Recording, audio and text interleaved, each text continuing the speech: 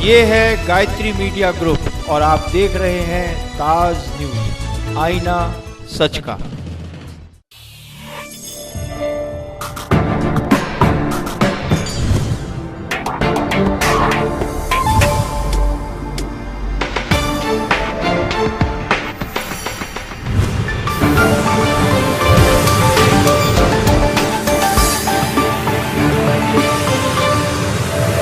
नमस्कार, ताज न्यूज के prime time में स्वागत है आपका। मैं हूं मीनू सिंह और आइए खबरों की शुरुआत करते हैं सुर्खियों के साथ। डीजे पर बच्चे का डांस करना बना उसकी जान का दुश्मन, डंडों से पीट पीट कर की हत्या, 4 लोगों के खिलाफ नामजद रिपोर्ट दर्ज। नगला बिहारी में 3 युवकों ने किया युवती के साथ गैंगरेप, अश्लील क्लिपिंग बनाकर किया सार्वजनिक, 1 आरोपी पुलिस की हिरासत में। गांव की बदहाली से उत्साही महिला बनी वीरू, पानी की टंकी पर चढ़कर चेताया प्रशासनिक अधिकारियों को। और अधिकारियों ने तहसील दिवस को निपटाया महज खाना पूर्ति के साथ, तहसील सदर में मौजूद सैकड़ों फरियादियों को मिला आश्वासन। और अब खबर विस्तार से। थाना सदर इलाके के कलालखेरिया में डीजे पर डांस को लेकर एक बच्चे की डंडों से पीट पीट कर हत्या कर दी गई, जिसके बाद परिजनों ने जमकर हंगामा काटा। बवाल की सूचना पर पुलिस भी मौके पर पहुंच गई। परिजनों ने 4 लोगों के खिलाफ नामजद तहरीर दी है। पुलिस ने तहरीर के आधार पर 4 आरोपियों में से एक को अपनी हिरासत में लेकर बाकी आरोपियों की तलाश शुरू कर दी है। मामला थाना ताजगंज के कलाल खेरिया का है, जहां करीब 14 वर्षीय किशोर विशाल सोमवार को रात 9 बजे घर से खेलने की कहकर निकला। घर के पास ही एक समारोह था जिसमें डीजे पर कुछ लोग डांस कर रहे थे।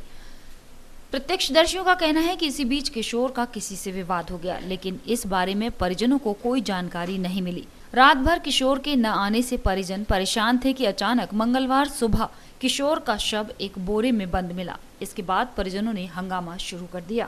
सुबह मालूम पड़ा मेरे को बच्चा वहाँ पे खत्म हो गया। कैसे मारा?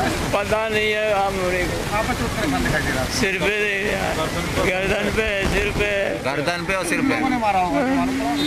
ये तो पता नहीं है। 9 बजे की टाइम से गया था। हाँ, पास वही था। कार्यक्रम था क्या वहाँ पर? हाँ, कार्यक्रम था। नहीं, यहाँ पर पड़ोस में ही थी। बच्चे का शव मिलते ही मौके पर सीओ सदर असीम चौधरी और विधायक कालीचरण सुमन भी मौके पर पहुंचे। विधायक का कहना था कि हम हत्यारोपियों को जल्द से जल्द गिरफ्तार करने की मांग करते हैं।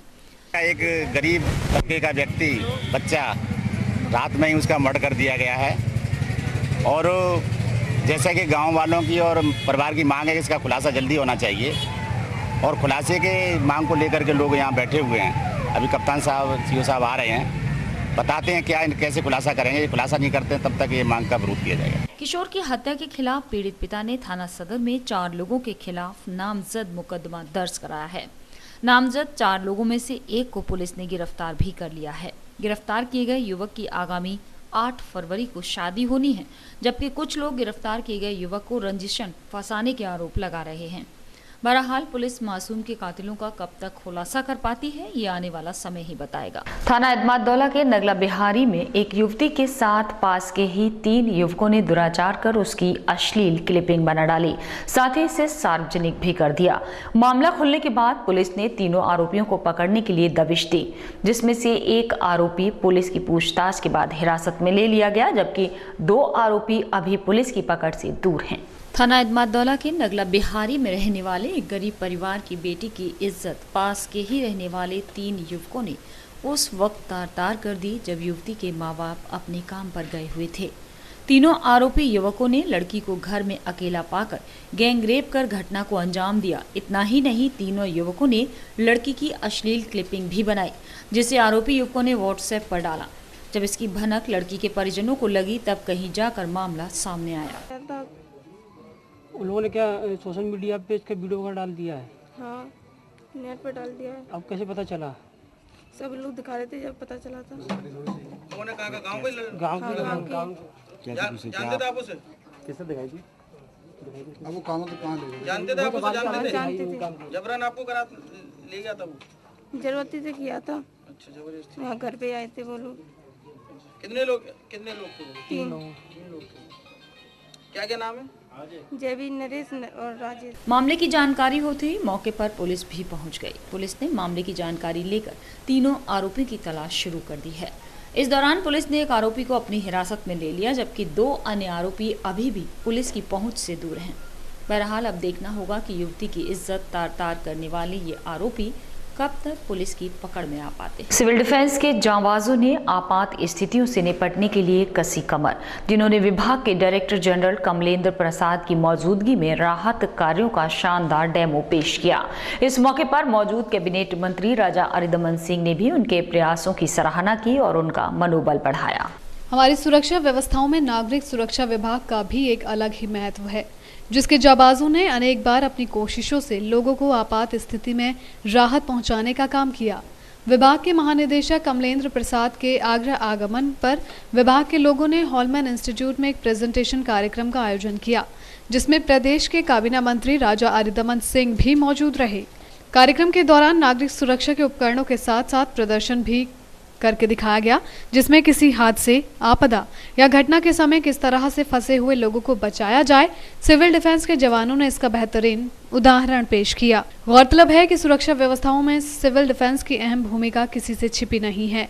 इस कार्यक्रम में भी जिस पर खासा जोर दिया गया और सारे स्टाफ को निष्ठा और लगन से राष्ट्र की सेवा करने का पाठ पढ़ाते हुए कैबिनेट मंत्री राजा अरिदमन सिंह ने नागरिक सुरक्षा के जवानों का हौसला बढ़ाया और उन्हें शुभकामनाएं दी। शहर में अपराधियों के हौसले लगातार बुलंद हो रहे हैं। दिन हो या रात, अपराधी पुलिस को खुलेआम चुनौती दे रहे हैं। बीती रात थाना छत्ता इलाके में एक किराना व्यापारी के खाली पड़े मकान को चोरों ने अपना निशाना बनाते हुए लाखों की नकदी और जेवरातों पर हाथ साफ कर दिया। मौके पर पहुंची पुलिस जल्द अपराधियों को गिरफ्तार करने की बात कह रही है। आगरा में चोर लुटेरों के हौसले कितने बुलंद हैं, ये तो पीड़ित ही बता सकते हैं। शहर में अपराधी बेलगाम हो गए हैं। शातिर चोरों ने पुलिस को एक बार फिर खुली चुनौती देते हुए थाना छत्ता के सिंगी गली में रहने वाले किराना व्यापारी विनेश अपने परिवार के साथ करौली 56 भोग के दर्शनों के लिए गया था। इसी बीच मकान खाली पाकर चोरों ने अपने हाथ दिखा दिए। चोरों ने पूरे घर को खंगाल डाला। आराम से चोरी को अंजाम देने वाले शातिर चोर घर में रखे लाखों के कैश के साथ लाखों के सोने के जेवरात भी अपने साथ लेकर फरार हो गए। चोरी की जानकारी तब हुई जब पड़ोसियों ने मकान के ताले टूटे देखे। इसे देखने के बाद इस घटना की जानकारी तुरंत पुलिस को दी गई। 8:45 बजे क्या कहते हैं यहाँ पर पता चला कि ताला टूटा हुआ है, तो हम लोग आए। हम पड़ोसी हैं, 31/110 का मकान है हमारा, बगल में ही है। हम लोग आए, हमने देखा ताला टूटा है, तो फिर हमने देखा कि भाई कैसे घुसे, तो फिर पुलिस को बुलाया। पुलिस आई, फिर हम लोगों ने अंदर घुसे तो देखा सब सामान बिखरा पड़ा हुआ है, सब ये पड़ा हुआ है। फिर इनको फ़ोन करा तो ये लोग करौली से आने में टाइम तो लगेगा, आप भी समझते हो। 5-7 घंटे में आए तो उसके बाद देखा तो सब सामान टूटा पड़ा हुआ है, काफ़ी नुकसान हुआ है।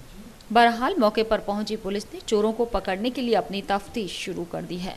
पुलिस का कहना है कि जल्द ही चोर उनकी पकड़ में होंगे। छावनी बोर्ड की सीईओ से बदसलूकी के मामले में चले आ रहे विवाद के बाद रकाबगंज पुलिस ने मंगलवार को डॉक्टर महेंद्र को गिरफ्तार कर लिया।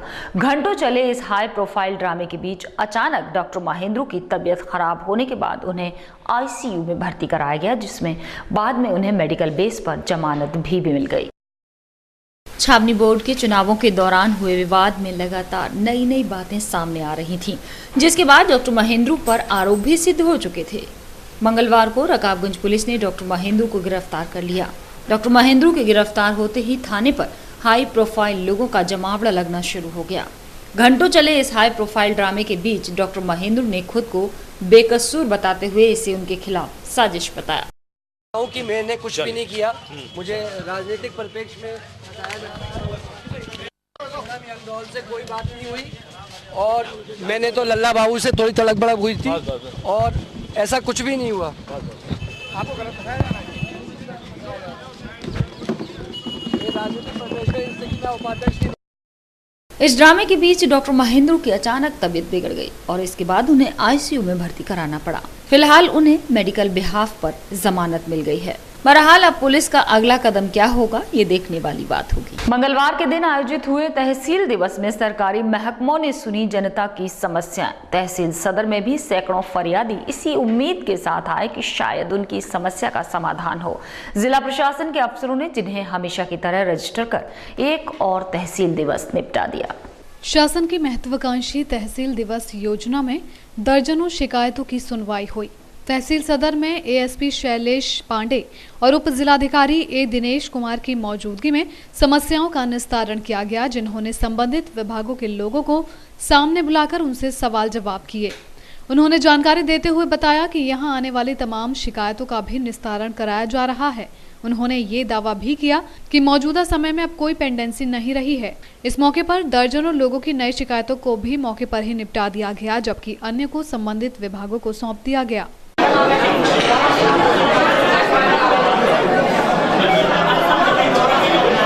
गौरतलब है कि शासन ने जन समस्याओं के निस्तारण के लिए इस योजना की शुरुआत की थी, लेकिन पिछले कुछ समय से विभागीय अधिकारियों की अनदेखी से ये महज मखौल बनकर रह गई थी। पर शासन तक पहुंची खबरों के बाद अधिकारी फिर हरकत में आ गए और जनता की सुनवाई में एक बार फिर तत्परता आ गई। खाद्य सुरक्षा अधिनियम को लागू करने के लिए शुरू हो गई जिला प्रशासन की कवायदें। जिला पूर्ति विभाग ने जिसमें पात्र लोगों का सर्वे कराने की प्रक्रिया शुरू कर दी है। इस संबंध में सूर सदन में एक वर्कशॉप का आयोजन कर इस सर्वे कार्य में लगाए गए लोगों को ड्यूटीज बांटी गई और उन्हें जरूरी प्रशिक्षण भी दिया गया। जी, ये जो हम लोगों ने बुलाया है, आज प्रशिक्षण हो रहा है उन कर्मचारियों का जिनकी ड्यूटी लगाई गई है NFSA के तहत, जो है पात्र गृहस्थियों के चयन में। तो इन लोगों को आज बताया जाएगा कि इन लोगों को डोर टू डोर जाना है। प्रत्येक गृहस्थी से जाके एक सर्वे फार्म दिया जाएगा इन्हें, वो उसे भरवाना है। उसी के तहत हम लोग ये चयनित करेंगे, क्राइटेरिया जो दिए गए हैं कि कौन से लोग हमारे जो हैं वो राष्ट्रीय खाद्य सुरक्षा अधिनियम के दायरे में आएंगे और कौन से लोग इस दायरे से बाहर रहेंगे। तो वो इनको आज ट्रेनिंग दे करके और फील्ड पे काम शुरू करना, इसीलिए इनको बुलाया गया। जो हमारा खाद्य सुरक्षा बिल लागू हो रहा है 1 अप्रैल से, उसी के तहत जो हमें सूचियां प्राप्त हुई हैं, उन सूचियों को चस्पा किया जा रहा है कोटेदारों की दुकानों पे और उन्हीं का सर्वे किया जाएगा। एक एक जांच की जाएगी। उस जांच के क्रम में जिन कर्मचारियों की ड्यूटी लगाई गई है उन्हीं का प्रशिक्षण कार्यक्रम आयोजित किया। ये 10 मार्च तक हमें कंप्लीट करना है और प्रशिक्षण कार्यक्रम चल रहा है और आज जो सूचियां थी उनका आज चस्पा करके प्रकाशन भी किया गया। गांव की बदहाली से नाराज महिला ने जान की बाजी लगाने से भी नहीं किया गुरेज। सरकारी अधिकारियों से नाराज होकर जो पुलिस लाइन में पानी की टंकी पर चढ़ गई। घंटों समझाने के बाद भी महिला ने किसी की एक न सुनी। सूचना पाकर पुलिस और प्रशासन के आला अफसर भी मौके पर पहुंच गए, जिनके लिखित आश्वासन के बाद ही बमुश्किल गुस्साई महिला को टंकी से नीचे उतारा जा सका। मनखेड़ा ब्लॉक के नगला काली की महिलाओं ने मंगलवार को जिला और पुलिस प्रशासन के अफसरों के छक्के छुड़ा दिए। गांव की लोकलाज छोड़कर उन्होंने जो रौद्र रूप दिखाया, उससे हर कोई भौचक्का रह गया। दरअसल पिछले काफी समय से ग्रामवासी क्षेत्र में खरंजा निर्माण की मांग कर रहे थे और उन्होंने हर अधिकारी के दफ्तर की खाक छान ली थी, पर हर जगह मायूसी मिलने पर मंगलवार को उन्होंने आर पार का मन बना दिया। आगरा आई इन महिलाओं ने पहले तो सरकारी अफसरों से खूब तकरार की, जिसके बाद उनमें से एक महिला पुलिस लाइन के रेजिडेंशियल क्वार्टर्स में बनी 7 मंजिला पानी की टंकी पर चढ़ गई और जमकर बवाल किया। बार बार कूदने की धमकी देती इस महिला ने वहां मौजूद अधिकारियों के भी हाथ पैर फुला दिए, जिनके लाख मनाने के बाद भी महिला नहीं मानी।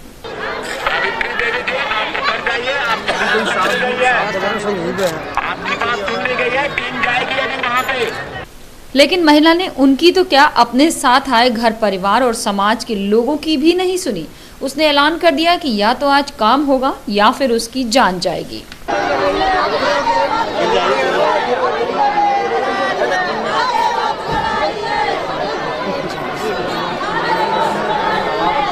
घबराए अफसर बार बार आला अधिकारियों को स्थिति से अवगत कराते रहे और बाद में काम शुरू कराने का लिखित आश्वासन देने पर महिला को पानी की ऊंची टंकी से नीचे उतारा। अभी उनसे वार्ता की गई कि किस कारण से वो ऊपर चढ़ा। उनका कहना था कि काफ़ी दिनों से उनके रोड की डिमांड है, तो उसमें तत्काल मौके पे अभी जेई भेजा गया है, इसका एस्टिमेट तैयार किया जाए जो भी मरम्मत का कार्य है या जिस भी तरह का कार्य वहाँ पे होना है, और तदनुसार जो है उस हिसाब से संबंधित विभाग से कार्रवाई तत्काल कराई जाएगी। और यही चीज़ें इनको अवगत कराई गई है, तो उसके बाद ये नीचे उतरे हैं। अभी इनसे और भी वार्ता होनी है, इनकी और भी जो समस्या होगी उसका समाधान किया जाएगा। लगभग 3 घंटे चले इस घटनाक्रम को देखने के लिए वहां सैकड़ों लोगों की भीड़ लग गई, जिन्हें ये नज़ारा किसी फिल्मी सीन से कम नहीं लग रहा था। मगर इस मामले ने न केवल सरकारी विभागों की उदासीनता की कलई खोल दी, बल्कि पुलिस और प्रशासन के आपातकालीन इंतजामों की भी पोल खोल कर रख दी। ऐसी गंभीर परिस्थितियों के दौरान जिनकी गाड़ियों में लाउड स्पीकर तो निकले मगर बेआवाज, जबकि फायर ब्रिगेड की गाड़ी में नेट की व्यवस्था तक नहीं थी। शहर और देहात में नाली खरंजे बने या ना बने, मगर ऐसे मामलों में शासन और प्रशासन के जिम्मेदार ओहदेदारों को कम से कम इन इंतजामों के बारे में जरूर सोचना होगा। कालेका नगला की महिला ने रची रचाई स्क्रिप्ट पर शानदार किरदार निभाया, जिसने पुलिस लाइन की पानी की टंकी पर चढ़कर खूब हंगामा काटा। विकास कार्यों की लड़ाई में जान हथेली पर रखकर रियल लाइफ के इस हीरोइन के स्टंट्स ने पुलिस और प्रशासनिक अधिकारियों का हलक जरूर सुखा दिया, जो पूरे घटनाक्रम की जड़ तक बेशक न पहुंच पाए हों, मगर हमारी इस खबर के बाद उनकी आंखें भी जरूर खुल जाएंगी। फिल्म शोले में धर्मेंद्र पर फिल्माया गया पानी की टंकी वाला सीन आज भी लोगों के जहन में बसा है, लेकिन रुपहले पर्दे पर तालियां बटोरने वाले इस अभिनय को गांव में रहने वाली एक साधारण सी महिला ने मात दे दी, जिसने रियल लाइफ में वो स्टंट कर दिखाए, जिसे देखकर वहां मौजूद लोगों तक के रोंगटे खड़े हो गए। मामला मलपुरा थाना क्षेत्र के गाँव नगला काले का है, जहाँ पर पिछले 3 महीनों से खरंजा बनवाने के लिए क्षेत्रीय लोग परेशान हैं। सुनवाई न होने पर मंगलवार के दिन दर्जनों महिलाएं तहसील सदर पहुंची और अफसरों का घेराव कर उन्हें खूब खरी खोटी सुनाई। कीचड़ हुई पड़ी है पूरे गांव में, इतनी हालत खराब है कि आप जाके देखो, बहुत ज्यादा। और 3 महीने से डोल रहे हैं, ना प्रधान ने सुनी है, ना हमारी प्रमुख साहब ने सुनी है। एक सांसद तक बाबूलाल तक डोले आए हम। तहसील दिवस में एप्लीकेशन दे चुके हैं हम 3 बार, आज 4थी बार दिए। सीडीओ ऑफिस जाके दे दिया, डीएम साहब के यहाँ आके दे दिया, हमने कोई ना छोड़ो बाकी। और आज एंड है, अगर रास्ता ना बनी सबन के आगे कह के जा रहा हूँ, मेरी मौत को जिम्मेदार पूरा प्रशासन होगा। मेरी जान देनी पड़े मुझे, या बात और जान डाल दी हो, चाहे जान देनी पड़े। सुनो मेरी बात, पैसा किसका ये कह रहे हैं ना कि बजट नहीं है, इन लोगों की जेब में तो पैसा जाता है। पैसा किसका? जनता का। 4 साल से पैसा नहीं आया इनके पास, बताओ। 4 साल से पैसा नहीं आया गया इनके पास। सामान्य तौर पर देखने में तो ये मामूली सी उपेक्षा और सरकारी महकमों की लापरवाही का मामला लगता है। अगर आप ऐसा सोच रहे हैं तो शायद आप गलत सोच रहे हैं। इसकी असली कहानी हम आपको बताते हैं। इन सबको गांव देहात में कामकाज का दर्द आज अचानक क्यों उठने लगा? दरअसल इन सब के पीछे क्षेत्रीय राजनीति से चढ़कर बोल रही है। आगामी महीनों में पंचायती चुनाव जो होने हैं, जिसके लिए ग्रामीण क्षेत्रों में बरसों पहले से पेशबंदी शुरू हो जाती है। आज इस महिला ने इतनी बड़ी लकीर खींच दी, जिसे काट पाना शायद प्रधान पद के किसी भी उम्मीदवार के लिए मुश्किल ही नहीं, असंभव होगा। समाज और गांव की भलाई के नाम पर जान देने का जो करतब सावित्री ने दिखाया है, दरअसल उसमें निजी स्वार्थ ज्यादा है। इस घटना से केवल नगला काले ही नहीं, आसपास के 10 गाँव में इस महिला की जो साख बनी है, आने वाले पंचायती चुनावों में वो अपने दम पर प्रधान से लेकर प्रमुखी तक जितवाने का मादा रखती है। मगर ये बात भोली भाली जनता की समझ में कहाँ आने वाली है, जो हमेशा से ही वोट के नाम पर छली जाती रही है। खबरों का सिलसिला लगातार जारी है, लेकिन वक्त हो चला है एक छोटा सा ब्रेक लेने का।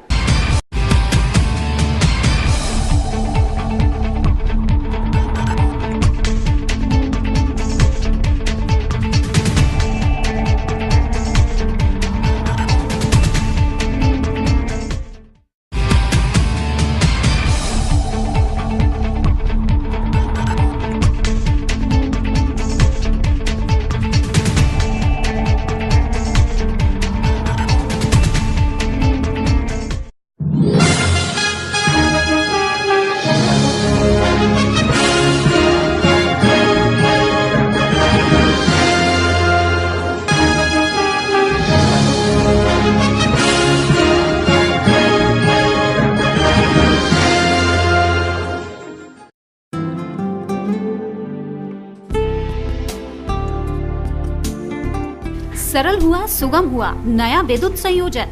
अब टोरंट पावर में नया विद्युत संयोजन का आवेदन करना और भी सरल हुआ। आप निम्नलिखित दस्तावेजों के साथ हमारे किसी भी ग्राहक सेवा केंद्र में संपर्क करें और शीघ्र नया संयोजन पाएं। जैसे ग्राहक द्वारा भरा हुआ आवेदन पत्र, परीक्षण पत्र, लाइसेंस, विद्युत ठेकेदार द्वारा प्रमाणित, आवेदक का एक पासपोर्ट साइज फोटो, पहचान पत्र की प्रतिलिपि, यदि उपभोक्ता गरीबी रेखा के अंतर्गत है तो बीपीएल राशन कार्ड की प्रतिलिपि। जहां संयोजन अपेक्षित है उस जगह पर कोई बकाया राशि न होने का घोषणा पत्र 10 रुपए के स्टाम्प पेपर पर, अपेक्षित परिसर का स्वामित्व प्रमाण पत्र की प्रतिलिपि या उसके अभाव में 100 रुपए के स्टाम्प पेपर पर क्षतिपूर्तिबद्ध पत्र। यदि आवेदक उस परिसर का स्वामित्व नहीं है तो स्वामित्व प्रमाण पत्र के साथ मालिक द्वारा प्रमाणित अनापत्ति प्रमाण पत्र।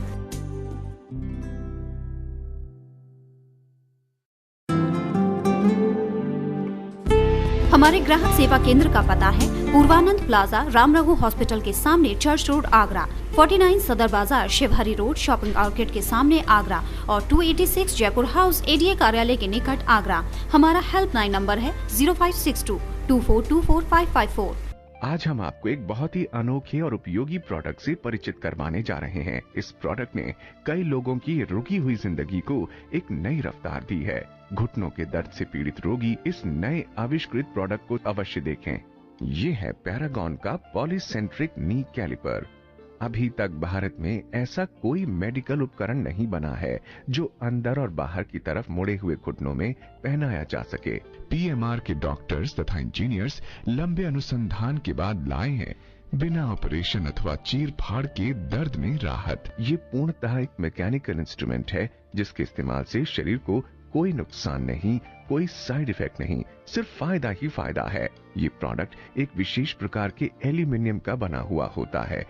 इसकी पैडिंग स्पेशल नियोप्रिन मटेरियल से बनी हुई है, जिसके अंदर का हिस्सा वेलक्रो कंपैटिबल जापानीज क्लॉथ से बना हुआ है, जबकि इसके बाहर का हिस्सा स्किन कंपैटिबल क्लॉथ से बना हुआ है, जो त्वचा को किसी भी प्रकार का नुकसान नहीं करती, ताकि मेटल आपके शरीर को टच न करे। और इस पर स्ट्रैप्स लगी होती हैं, जिससे आप इसे टाइट और लूज कर सकते हैं। ये पहनने में भी काफी हल्का है। इसमें साइड में एक जॉइंट होता है, वो भी एल्यूमिनियम का ही होता है। ये कैलिपर एक ऑफ लोडर कैलिपर है, अर्थात इसके द्वारा शरीर के वजन को जांघ से पिंडली पर शिफ्ट किया जा सकता है। इस प्रोडक्ट की सबसे अच्छी बात यह है कि ना तो कड़वी दवा का झंझट, न उनके साइड इफेक्ट्स, न ऑपरेशन का बड़ा खर्च। बस पैरागॉन पॉलीसेंट्रिक नी कैलिपर पहनो और फिर से जमाने के साथ कदम से कदम मिलाओ। इस प्रोडक्ट का कोई साइड इफेक्ट, कोई भी नुकसानदायक प्रभाव शरीर पर नहीं पड़ता है। और सबसे बड़ी बात यह है कि ये घुटनों के किसी भी प्रकार के विकृति को, चाहे वो वायरस हो या वाल्गस, ये हर प्रकार की विकृति को दूर करता है। ये प्रोडक्ट पेशेंट्स के पैरों के नाप के अनुसार ही बनाया जाता है। हमें पूर्ण विश्वास है कि आपको यह प्रोडक्ट बेहद पसंद आएगा। परंतु किसी कारणवश अगर आपको यह प्रोडक्ट पसंद नहीं आया तो 15 दिनों के अंदर आप इसे हमें वापस भेज सकते हैं और हम आपकी 50% राशि आपको वापस कर देंगे। इस प्रोडक्ट के मेटल पार्ट्स पर 6 माह की वारंटी है। इस प्रोडक्ट का कोड है PKCS02। अगर आप एक पैर के लिए ऑर्डर करते हैं तो इसकी कीमत है मात्र 7,990 रुपए। Free home delivery. दोनों पैरों के लिए इसकी कीमत है मात्र 15,980 रुपए। Free home delivery. हमारे यहाँ सभी प्रकार के दर्द का निवारण आधुनिक मशीनों द्वारा किया जाता है। संपर्क करें Sonam physiotherapy and acupressure centre, B8 Pratap Nagar, south garden के सामने, Jaipur house, Agra. Sai Asha properties area approved कोठी प्लॉट्स खरीदने व बेचने के लिए संपर्क करें। ताज नगरी 2 में एरिया अप्रूव्ड प्लॉट्स के लिए संपर्क करें।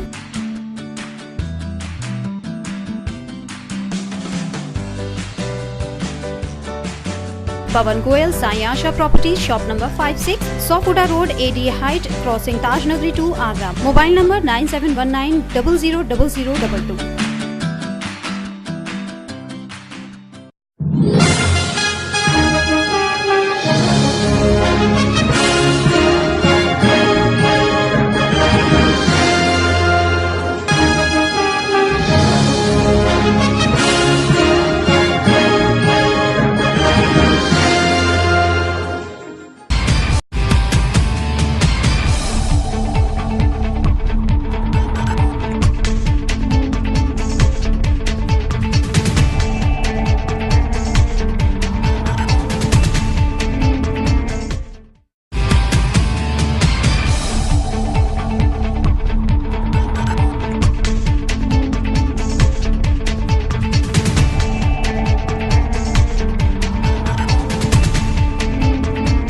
प्रशासनिक लापरवाही का खामियाजा ताज दीदार को आने वाले पर्यटकों को भुगतना पड़ रहा है। जहां दूर दराज से आए पर्यटक अपने कीमती सामान को रखने के लिए भटक रहे हैं, तो वहीं ताजमहल के दक्षिणी प्रवेश द्वार पर बना अमानती घर न जाने कब से बंद पड़ा है, जिससे पर्यटकों को खासी परेशानियों का सामना करना पड़ रहा है। भारतीय पुरातत्व सर्वेक्षण ने ताज के दक्षिणी गेट पर स्थित लॉकर रूम पर ताला लगा दिया है। ऐसा सुरक्षा कारणों की वजह से किया गया है, लेकिन वैकल्पिक इंतजामात न करने की वजह से सैलानियों को खासी दिक्कतों का सामना करना पड़ रहा है।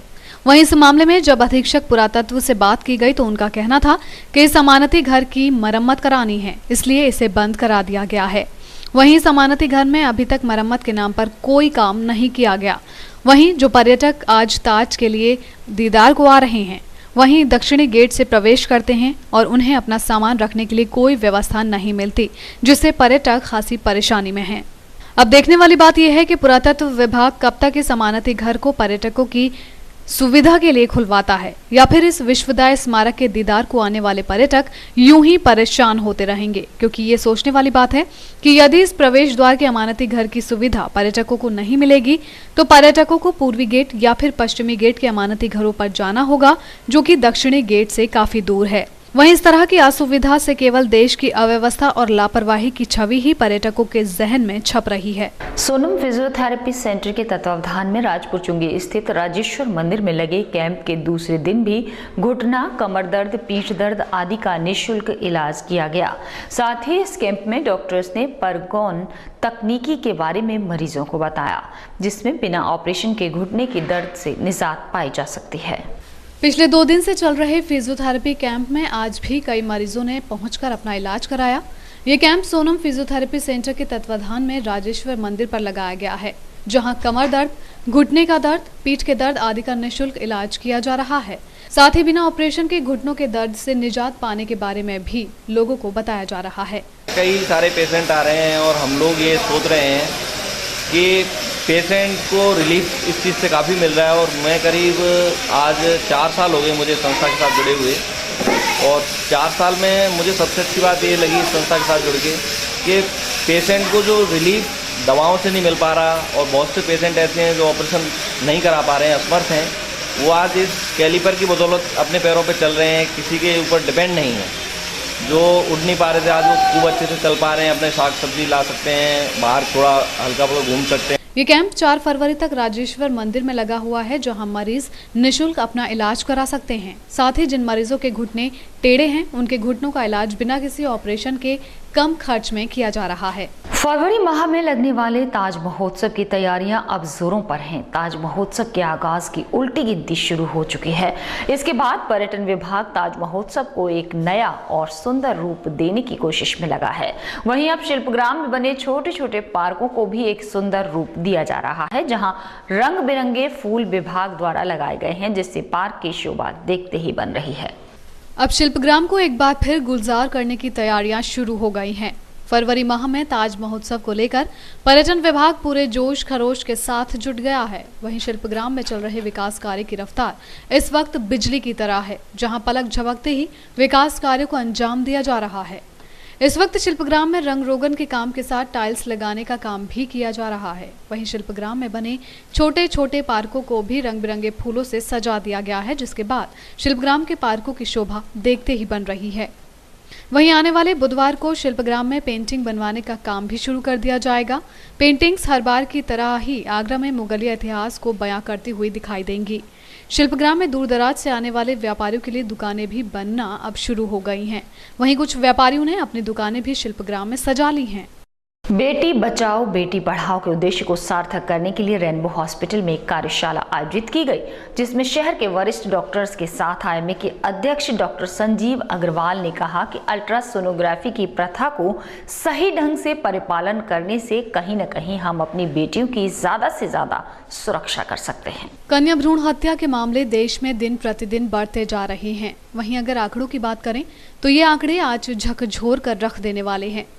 आज देश में 1000 लड़कों के बीच केवल 750 लड़कियां ही शेष रह गई हैं, जो कि एक गंभीर समस्या है। देश की इस गंभीर समस्या को देखते हुए रेनबो हॉस्पिटल में डॉक्टर्स ने कार्यशाला का आयोजन किया, जिसमें शहर के सभी जाने माने डॉक्टर उपस्थित रहे। साथ ही आईएमए के अध्यक्ष डॉक्टर संजीव अग्रवाल ने कहा कि अल्ट्रासोनोग्राफी की प्रथा को सही ढंग से परिपालन करने की जरूरत है, क्योंकि आज लोग इस तकनीक का गलत इस्तेमाल कर कन्या भ्रूण हत्या जैसे घिनौने अपराध को अंजाम दे रहे हैं। इसलिए बिना किसी डॉक्टर की सलाह के इस टेस्ट को नहीं किया जाएगा। साथ ही डॉक्टर ने इस तकनीक के सही तरह से प्रयोग की विधि पर भी प्रकाश डाला। आगरा के तत्वाधान में आगरा के अल्ट्रासाउंड करने वाले डॉक्टर और अन्य चिकित्सकों को एक जागरूकता वर्कशॉप का आयोजन किया गया, जिसमें कि अल्ट्रासाउंड में क्या सावधानियां हमें बरतनी हैं और नया PCPNDT एक्ट जो हम लागू हुआ है उसके अंतर्गत हम कैसे उस कंप्लाइंस को ज़्यादा अच्छी तरीके से हासिल कर सकें, इस बाबत एक जानकारी और जागरूकता का वर्कशॉप का आयोजन आज करा गया है, जिसमें सभी सदस्यों को ये बताने की कोशिश करी गई कि कैसे हम फॉर्म फिल करें, क्या हमें मशीन के बाबत सावधानियां रखनी है, क्या इन्फॉर्मेशन के लिहाज से सावधानियां रखनी है और किन किन बातों से हमें बचना है, जिससे कि हमें किसी भी तरीके की एक्ट के मद्देनज़र परेशानी प्रैक्टिस के दौरान ना आए। आगामी 15 फरवरी को GIC मैदान में होने वाले हिंदू महासम्मेलन की जानकारी देने के लिए विश्व हिंदू परिषद के पदाधिकारियों ने होटल वैभव पैलेस में एक प्रेस वार्ता का आयोजन किया, जिसमें इस सम्मेलन के बारे में संपूर्ण जानकारी दी गई। पदाधिकारियों का कहना था कि इस सम्मेलन का मुख्य उद्देश्य हिंदुओं में फैले जातिवाद को दूर करना है। विश्व हिंदू परिषद और बजरंग दल की टीमों ने और जन जागरण के लिए कई सारी वाहन रैली, जन जागरण के लिए आमंत्रण रैली के रूप में मशाल जुलूस, प्रभात फेरियां, समाज के प्रमुख और ऐसे समाज के प्रमुख लोगों के पास में जाकर उनको आमंत्रण देने का भी, जाति के प्रमुख संप्रदायों के प्रमुख बंधुओं के पास में जाकर उनके और आचार्य हैं जो ऐसे पंच हैं, सरपंच हैं, उनके पास में जाकर उनका तिलक करके उनको आमंत्रित करने का काम भी किया है। तो पूरे हिंदू समाज में एक वातावरण है, एक उत्साह है विशाल हिंदू सम्मेलन में शामिल होने के लिए। हिंदू जागृत हो, हिंदू स्वाभिमान जागृत हो, इसी उद्देश्य से ऐसे कार्यक्रमों का आयोजन किया जाता है। हिंदू समाज के मन के अंदर विश्व को नेतृत्व करना है, इस दृष्टि से वह ठीक प्रकार से उठ करके खड़ा हो। इन सम्मेलनों के पीछे यह भी एक उद्देश्य है और एकता है, एकता स्थापित हो रही है। इसीलिए भारत विश्व में विश्वगुरु बनने की ओर आगे बढ़ रहा है। अगर भारत में से हिंदुत्व निकाल दिया तो भारत में कुछ बचेगा नहीं। पूरे घर घर जाके, बस्ती बस्ती जाके लोगों से संपर्क किया जा रहा है, चाहे वो निचले स्तर का व्यक्ति हो चाहे बड़े लेवल का। हर व्यापारी, छोटे स्तर का व्यक्ति और व्यापारिक संगठन, अनेक संगठनों ने हमें इसकी स्वीकृति दी है और कई संतों से भी हमें इस बात की स्वीकृति मिली है कि वो इस सम्मेलन में भाग लेंगे और इस सम्मेलन को भव्य रूप देने के लिए पूरी रणनीति के तहत हम लोग कार्य कर रहे हैं। और 15 फरवरी को हम आह्वान करते हैं मीडिया के माध्यम से पूरे आगरा जिले को कि अधिक से अधिक संख्या में वो भाग लें और इस विशाल हिंदू सम्मेलन को सफल बनाने का प्रयास करें। सालसा इंडिया आगरा संस्थान द्वारा आयोजित आजा नचले नामक एक डांस कंपटीशन का आयोजन 6 से 11 फरवरी के बीच कोठी मीना बाजार पर आयोजित होने जा रहा है, जिसमें आगरा के प्रतिभागी अपनी प्रतिभा का जलवा बिखेरेंगे। इस आयोजन की जानकारी देने के लिए एक प्रेस वार्ता का आयोजन कॉस्मोस मॉल में आयोजित किया गया, जिसमें मुख्य अतिथि के रूप में गायत्री पब्लिक स्कूल की प्रधानाचार्य कल्याणी दीक्षित मौजूद रही। इसमें काफ़ी सारे थीम डांसेज होंगे जो कि अलग अलग ग्रुपों द्वारा प्रस्तुत किए जाएंगे। जैसे कि एक आवंती बाई को लेके एक ग्रुप डांस होगा जो कि बहुत ही अच्छा है। आवंती बाई एक वीरांगना थी जो लोगों ने बहुत ही कम सुना होगा, उसके बारे में पढ़ा भी कम होगा, वो चीज़ देखने को मिलेगी। और लेडीज़ से रिलेटेड काफ़ी सारे डांस परफॉर्मेंसेज होंगे थीम बेस। इसके अलावा जो ग्रुप डांस हमने रखे हैं इसमें अलग अलग कैटेगरीज में, सोलो, डुएट एंड ग्रुप, तो तीनों में कोई भी पार्टिसिपेट कर सकता है किसी भी एज वर्ग का। और एक अच्छा प्लेटफॉर्म प्रोवाइड करने की कोशिश की है हम लोगों ने इस प्रोग्राम के। इसके लिए कोई फॉर्म वगैरह भरना हुआ, रजिस्ट्रेशन कैसे होगा? रजिस्ट्रेशन कराने के लिए कोई भी यहाँ पे हमारे मॉल में 4 बजे से 6 बजे तक यहाँ पे है ना रजिस्ट्रेशन करा सकते हैं और ये फ्री ऑफ कॉस्ट है, इसका कोई शुल्क नहीं है। और कल और परसों 4 और 5 तारीख को इसके ऑडिशंस हैं दोपहर में 2 बजे से 4 बजे तक, वो भी यहीं अशोक कॉस्मोस मॉल में ही होंगे। कि महिलाओं को एक्नॉलेज करना तो आजकल सब जगह हो रहा है, 26 जनवरी पर भी हमने देखा। और मुझे खुशी है कि आज इस आजा नचले डांस कंपटीशन के इस कैलेंडर विमोचन में मुझे भाग लेने का सौभाग्य मिला। एंड इसके पीछे जो नाम है वो है प्रियांक धाकर इसको सभी जानते हैं आगरा में। It's a name to reckon with. और इनके ये सालसा इंडिया और इस पूरे फेस्टिवल के पीछे इन्हीं का ब्रेन है। एंड मुझे बहुत खुशी है, प्रियांक को पर्सनली भी जानने का मुझे मौका मिला है। He is very hard working और बहुत डेडिकेशन है इनके अंदर, एंड डांस के प्रति बहुत पैशनेट है। तो I am very happy. And ये सभी जो इसमें प्रतियोगिताएं हैं 6 तारीख से 10 तारीख तक डांस से रिलेटेड, सबसे पहले सालसा इंडिया की ही प्रतियोगिताएं हैं, फिर 7 को समूह नृत्य प्रतियोगिता है, फिर युगल नृत्य, एकल नृत्य, एंड देन ग्रैंड फिनाले है 10th को। इन सभी में आगरा के सभी डांस प्रेमी प्रतिभाग करेंगे और आई थिंक ये बहुत अच्छा एक आयोजन है। अच्छा मंच, सर्टनली महिलाओं को एक प्लेटफॉर्म मिलेगा और आगरा में बढ़ चढ़कर महिलाएं इस पूरे फेस्टिवल में प्रतिभाग करेंगी। नारी शक्ति को सशक्त करने के लिए आगामी 10 फरवरी को कोठी मीना बाजार में आयोजित श्रीमती आगरा का आयोजन किया जा रहा है। कार्यक्रम की जानकारी देने के लिए IIFT में एक प्रेस वार्ता आयोजित की गई, जिसमें इस कार्यक्रम के बारे में जानकारी दी। श्रीमती आगरा के लिए 50 से ज्यादा महिलाओं ने आवेदन किया है। IIFT में मंगलवार को महिलाओं के ऑडिशन भी लिए गए। बेसिकली ब्यूटी कॉन्टेस्ट है, इसमें हम मिसेस आगरा सेलेक्ट करने वाले हैं। समवन हु इज़ टैलेंटेड और रिस्पॉन्सिबल, सोशली रिस्पॉन्सिबल जो है, हु इज़ ब्यूटीफुल एंड जो जानते हैं अपने आप को कैसे प्रेजेंट किया जाता है एक सिनेरियो में। तो बेसिकली हम उसमें से एक बेस्ट फीमेल कैंडिडेट चूज़ करेंगे हु इज़ मैरिड। कितने पार्टिसिपेंट्स? दे आर 20-40 अप्रॉक्सीमेटली, या अप्रॉक्सीमेटली 45। और मैं पहली बार IIFT का प्रोग्राम कर रही हूँ। वैसे मैं अमर उजाला का 30 क्वीन का, हिंदुस्तान 30 क्वीन दोनों विनर रह चुकी हूँ और मुझे यहाँ आने का बड़ा उत्सुकता एक्साइटमेंट था। तो मैंने जैसे ही न्यूज़ पढ़ी पेपर में वैसे ही तुरंत भागी यहाँ के लिए, और मेरे हस्बैंड इसके लिए बहुत सपोर्ट करते हैं। मुझे इस तरीके के प्रोग्राम में पार्टिसिपेट करने में बहुत खुशी होती है और बहुत कुछ सीखने को मिलता है। देखिए, हमारा मुख्य उद्देश्य जो रहता है वो ये रहता है किसी भी तरीके से महिलाओं का एक डेवलपमेंट हो, उनकी पर्सनालिटी का डेवलपमेंट होता है तो वो सोसाइटी का डेवलपमेंट होता है। क्योंकि ये तो माना ही जाता है कि जो बच्चे को पहली सीख मिलती है वो अपनी माँ से ही मिलती है। तो they are the custodians of tomorrow. जो भी सीख मिलेगी समाज को वो उन माओ से मिलेगी, और जितनी पर्सनैलिटी, मतलब जितना अच्छे विचारधारा एक महिला की होगी उतनी अच्छी विचारधारा हमारे समाज की होगी। मैंने इसमें मिस फैशन में मैंने पार्टिसिपेट किया है और मुझे यहाँ आकर बहुत अच्छा लग रहा है। मेरा कॉन्फिडेंस मुझे लगता है कि मेरा काफ़ी डेवलप होगा और मेरी पर्सनैलिटी भी इम्प्रूव होगी, और मुझे बहुत अच्छा लग रहा है कि आगे मैं कुछ बनूँ और आगे मैं मिस चूज़ की जाऊँ तो मैं बहुत खुशी होगी मुझे, क्योंकि मैं पहले भी मिस होम साइंस भी रह चुकी हूँ और मुझे आगे उम्मीद है कि मेरा फ्यूचर मुझे सेलेक्ट किया जाएगा। युवा वाहिनी महानगर ने संत रविदास जयंती के उपलक्ष्य में नगला महादेव मलिन बस्ती में एक सहभोज कार्यक्रम का आयोजन किया, जिसमें हिंदू युवा वाहिनी के पदाधिकारियों के साथ अन्य समाज के लोगों ने भी एक साथ भोज कर हिंदू समाज में फैले भेदभाव को दूर करने का संदेश दिया। आज हिंदू युवा वाहिनी महानगर कार्यकारिणी की ओर से नगला महादेव मलिन बस्ती में ये सहभोज का कार्यक्रम आयोजित किया गया, जिसमें बतौर मुख्य अतिथि के रूप में हमारे विभाग प्रभारी श्री पीयूष श्रीवास्तव जी गए, और साथ ही एक ये संदेश देने का कार्य किया गया है कि हिंदू धर्म में जो जातिवादियाँ बांट दी गई हैं वे सभी हिंदू के नाम पर एकजुट है और हिंदुत्व के नाम पर हमेशा मजबूत रहने के लिए हिंदू युवा वाहिनी इसी तरीके के कार्यक्रम आयोजित कराते गए। देखिए, आज हम सभी को विदित है कि मध्य युगीन भारत में संत रविदास जी ने जो सामाजिक अस्पृश्यता को ख़त्म करने का कार्य किया था वो एक काफ़ी अच्छा कार्य था, और आज हिंदू युवा वाहिनी ने उनकी इस जयंती के अवसर पर एक सहभोज कार्यक्रम के तहत हमने उनको श्रद्धांजलि देने की कोशिश करी है, ताकि उन्होंने जो हमको शिक्षा दी थी कि हम जात पात, छुआछूत, ऊंच नीच की भावना से दूर हटें।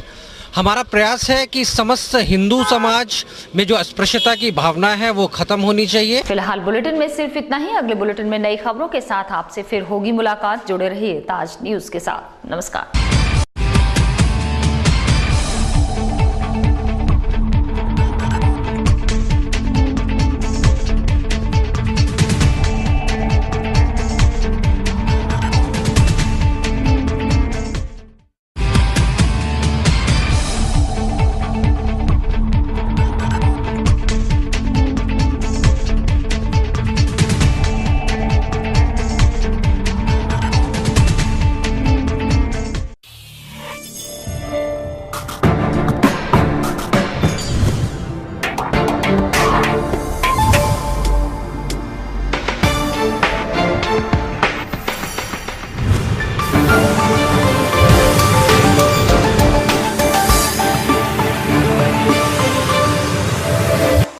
ये है गायत्री मीडिया ग्रुप और आप देख रहे हैं ताज न्यूज़, आईना सच का।